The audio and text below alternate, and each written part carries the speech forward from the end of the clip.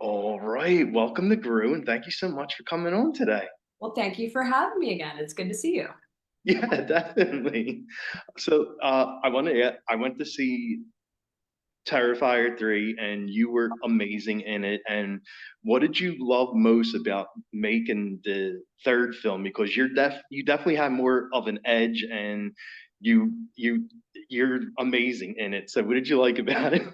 Oh, thank you so much. That really means the world. I really was so excited to delve deep into this woman's psyche, and she's gone through so many horrific events, and we're 5 years in the future now. So I had to decide and discuss with Damien where she is mentally, because you can have a really clear idea how she'll act immediately after the events of Terrifier 2, but 5 years have passed. So she has time to breathe and like talk it through with professionals. So it was an interesting journey and trying to discover, where she was at. And I think that was the most interesting and fun for me. I really loved just discovering the journey of the human condition. So I was really excited about that. Nice. And I know you're trained with like martial arts and stunts, and you're from Philly, so you definitely know how to fight. And, Yeah. so like how was it like shooting like that last final scene with David, like the big battle with Art the Clown? Yeah, I love being a representative of Philly because especially, I mean, Philly people in general, but especially like Philly women, they are so tough and they have Yes. like this edge and they have like this guttural, visceral thing, especially the Philly women I know, if you mess with their family, they will tear you to pieces. So hopefully I did them proud. But yeah, I mean, especially working on that last sequence, I had a lot of fun with it. I really love getting physical in these roles, and it's a testament to my martial arts training as well. Even though Sienna's not a martial artist, martial arts does teach you just to have grit and perseverance and indomitable spirit, and that's taught me to do that in the entirety of my career, but especially hard when the stakes are at 100. It's always life and death, and you have to just portray this pain the entire time, and it's really exhausting. But again, it was really rewarding, and it was my favorite thing to shoot, even though it was the most challenging week to shoot. And I loved seeing it on screen, so I was really happy with the end result. Oh yeah, it was great. And Thank I mean, it was there's a lot of gore, and the death scenes are even more brutal now.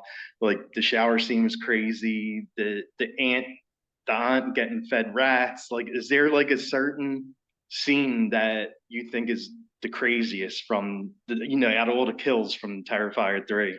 Oh gosh, the craziest. You know what's weird? I know that the shower scene is what people are lauding as like the best kill, and I can understand why. The effects were incredible, but I do think the craziest kill was Aunt Jess's scene. Like even when I read it in the script with the rats, I was like, dude, this Oh, this is so messed up, and you really feel for that character. She's a lovable aunt, so you don't want her to die, and she's just like such a sympathetic character. So when I mean Margaret Ann did such a beautiful job portraying that character, so I really did not want to see that. But they all did such an incredible job, and she crushed it on the day. And yeah, I think that's the most messed up scene in my opinion. And a lot of children die in this film, so I still think that's the most messed up to watch.